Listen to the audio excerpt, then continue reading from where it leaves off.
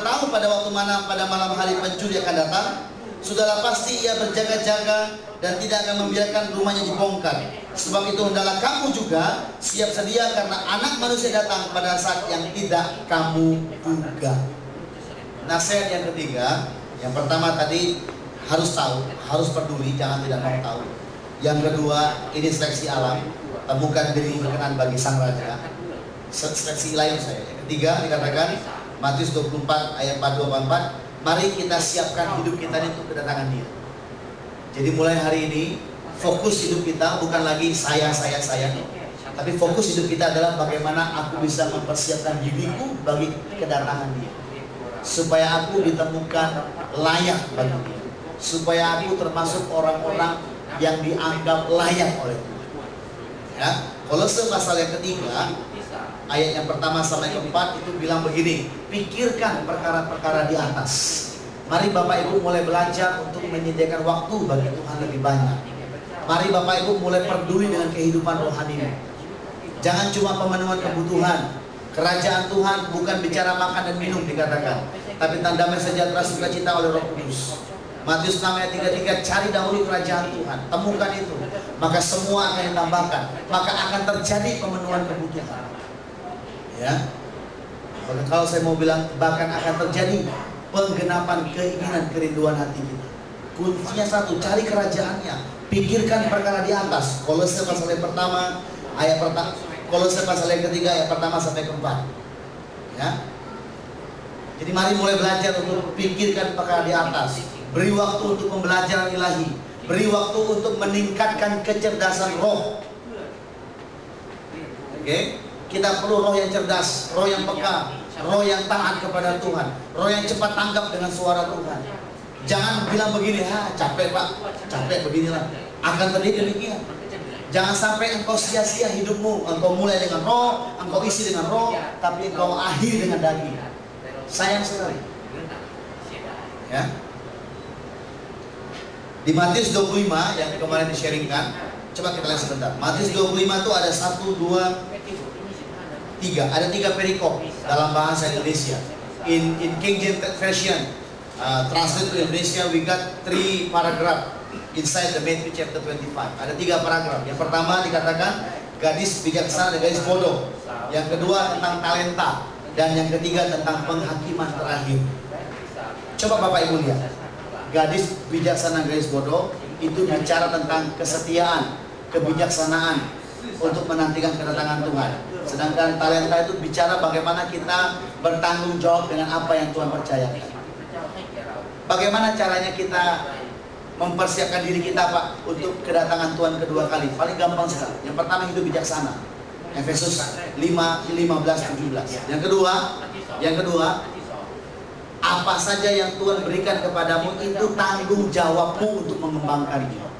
Kalau Tuhan berikan kesehatan, engkau bertanggung jawab untuk mengembangkannya, mendatangkan keuntungan bagi kerajaan Tuhan.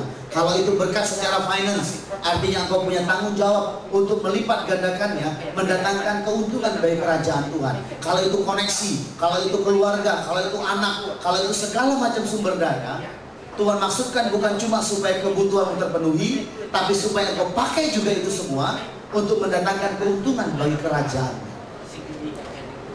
Katakan amin. Katakan amin. Ya. Ini agak lucu juga. Waktu saya baca, saya bilang iya. Kok gadis bijaksana, gadis bodoh, perumpamaan talenta, mengembangkan talenta, ditutup dengan penghakiman akhir. Oh, berarti saya katakan, kita akan dihakimi lewat 2 hal ini. Yang pertama, apakah kita bijaksana?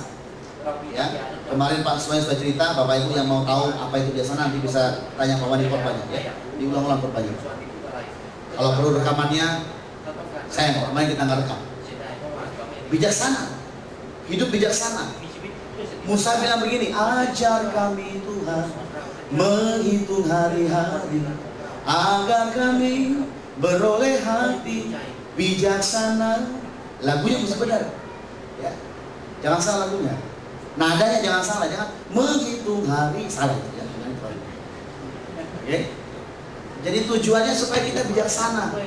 Kemarin dikatakan bijaksana, saya Orang pintar belum tentu bijaksana, orang berintelijen belum tentu bijaksana. Tapi orang bijaksana pasti memiliki intelijensi yang cukup untuk jadi bijaksana. Ya? Jadi mari perhatikan baik-baik. Ada banyak talenta yang Tuhan percaya kepada kita.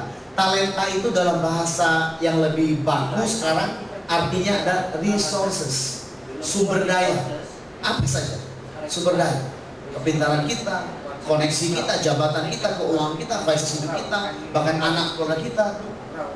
Kalau anak itu kita sadar merupakan resources daripada Tuhan, maka kita akan didik dia dalam kebenaran, kita akan supply dia kebutuhannya, kita akan bawa dia untuk maju menjadi pribadi yang mengenal Tuhan. Kalau kita tahu bahwa anak ada talenta yang Tuhan berikan kepada kita. Kalau kita tahu jabatan kita ada talenta yang Tuhan berikan, maka kita akan bekerja dengan sungguh-sungguh, kita akan berikan yang terbaik, kita akan pikirkan yang terbaik, kita akan berdoa bagi perusahaan kita akan lakukan our best effort untuk mendatangkan keuntungan bagi perusahaan. Oke? Pola pikir ini Bapak Ibu miliki. Dan saya kasih tahu, dikatakan kalau kita berpikir demikian, tidak ada hukum yang menentang itu. Malah kita mendatangkan keuntungan bagi banyak. Ya? Jadi nasihat untuk hidup mempersiapkan diri kita bagi Tuhan, yaitu baca Matius 25. Jadi bijaksana, kembangkan resources yang Tuhan percayakan untuk datangkan keuntungan bagi kerajaan Dia. Kapan-kapan kita bahas. Oke? Sebagai penutup, di acara Natal kemarin, Pak Johan, memang saya tunggu beliau melepaskannya. Pak Johan merilis bahwa pesan untuk tahun 2010, visi profetik untuk tahun 2010 adalah tahun pemulihan dan kelimpahan. Saya katakan tahun pemulihan dan kelimpahan itu bicara tentang di bumi seperti di sorga. Ada dua ayat yang mendasari di Kisah Rasul pasal 3 ayat 21, bagaimana Tuhan akan pulihkan segala sesuatu, baru dia datang kedua kali. Kemudian di Yohanes 10 ayat 10, bagian yang kedua dikatakan proyek surgawi adalah memberikan hidup yang mendatangkan, hidup dalam segala kelimpahan. Jadi dua ayat mendasari, Bapak Ibu bisa baca di rumah. Yang pertama adalah Kisah 3 ayat 21, Tuhan akan pulihkan segala sesuatu. Kemudian yang kedua, kelimpahan itu dari Yohanes 10 ayat 10, bagaimana Tuhan datang untuk memberikan kelimpahan bagi setiap. Oke? Jadi mari mulai hari ini kita belajar untuk hidup benar.